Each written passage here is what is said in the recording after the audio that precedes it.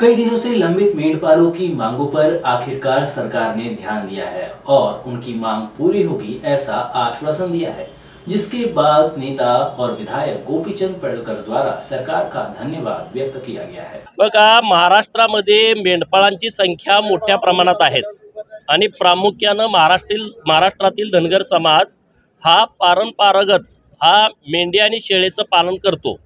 परंतु राज्यामधली परिस्थिती अनेक ठिकाणी पाणी आलं, पाण्यामुळे ज्या जिरायत जमिनी होत्या त्या बागायत क्षेत्रामध्ये त्याचं परिवर्तन झालं आणि चराई पूर्ण शिल्लक राहिली नाही।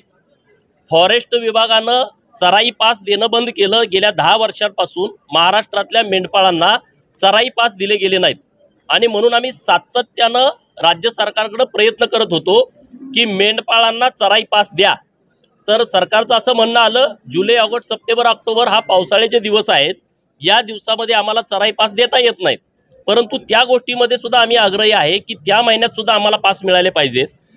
4 महिन्यात पास देता येत नाहीत असं सरकार म्हणतंय, परंतु राहिलेल्या 8 महिन्यात सुद्धा पास दिले जात नाहीत आणि त्यामुळे मेंढपाळांची फार मोठी कुचंबना होते। मेंढपाळांना मोठ्या अडचणींना सामोरं जावं लागतंय आणि माझ्यासोबत आता हे मेंढपाळ आहेत, हे गुजरातहून इकडं गेल्या 70-80 वर्षापासून महाराष्ट्रात फिरस्ती करणारे हे सगळे मेंढपाळ आहेत आणि त्यांची ती अडचण होती। म्हणून राज्य सरकारकडे आम्ही ही मागणी लावून धरली।